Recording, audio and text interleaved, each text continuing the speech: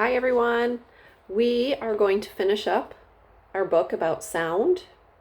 This will be the last video for this particular Science A to Z book. Yesterday we learned that there was some differences in sound between the volume of something and the pitch of something. And we also learned that sound moves differently depending on how, I guess, thick some things are. Sound waves move faster through water and rocks than they do through air. So we are going to finish up our story starting on page 13. Make sure you have your book and that pencil and paper, because at the end I'm going to ask you a question that you will be responding to in your Google Classroom. So we'll turn to page 13. Let's finish up our book on sound. Up at the top of page 13, it shows an illustration of two bells. The one at the top, it says softer sounds fade over a distance, and the bottom bell, which is much larger, says louder sounds continue longer. The title of this chapter is What Happens to Sound Waves?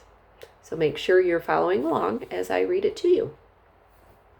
You cannot hear a small bell ring when you are far away from it. The sound wave does not have enough energy to reach you. You can hear a large bell from far away. The big bell has more energy. Its sound waves go farther. Okay, turn to page 14. You can hear a sound echo in a big empty room. An echo happens when sound waves bounce off hard walls. And that word echo actually is in bold print, or it's darker, so I want you to flip back to the glossary page, which was on page 19. And it tells us the definition of echo, and it says when sound bounces off a hard surface. Okay, going back to page 14. Putting soft things in the room will take away the echo. The soft things soak up the sound waves. And if you look at the photograph that's shown on page 14, it tells us sound is absorbed by soft things in this room. So it appears that the couch and like the pillows are absorbing those sound waves. It can still bounce off the wall, which is up higher, but those softer things are absorbing those waves. In the Did You Know box, dolphins and bats make clicking sounds. When the sound hits objects, it bounces back.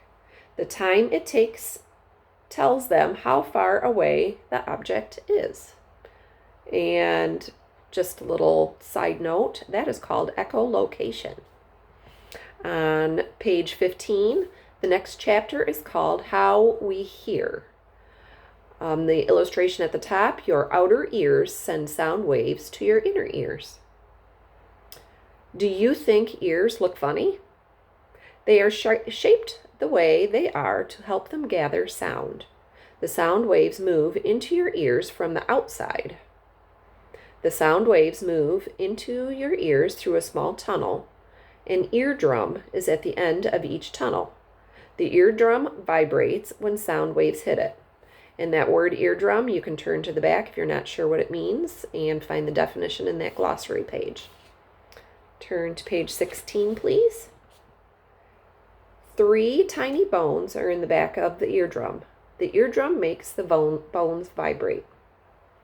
Deep inside your ear is a special part filled with liquid. The tiny bones make the liquid vibrate. Thin nerves change the liquid vibrations into signals that go to the brain. The nerves carry the signals to the brain. And it's showing us a diagram with some labels of the different portions and parts of an ear. So we have the ear canal, which is the outside part. You have your outer ear.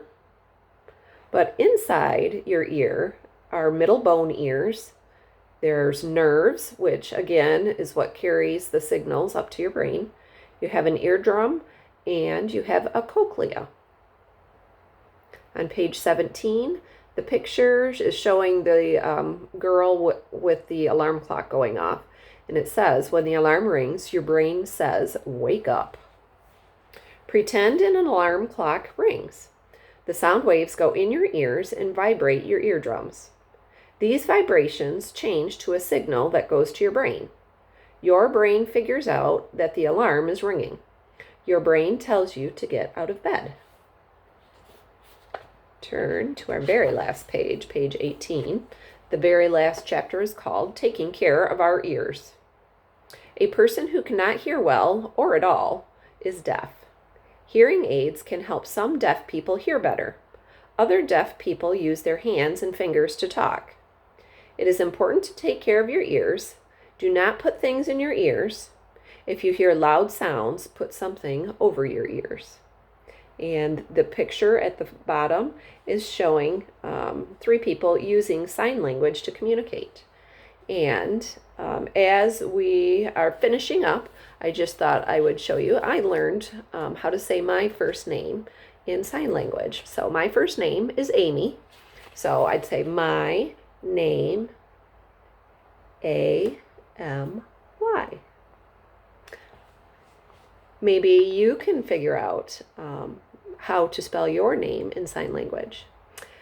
As we finish up your question to post in your Google Classroom, I want you to name 3 parts of an ear, and I want you to tell me why those parts are the most important. So 3 parts of your ear and why those things are important. It was nice reading the book Sound with you, and stay tuned for next week's book. It'll be very interesting. Bye.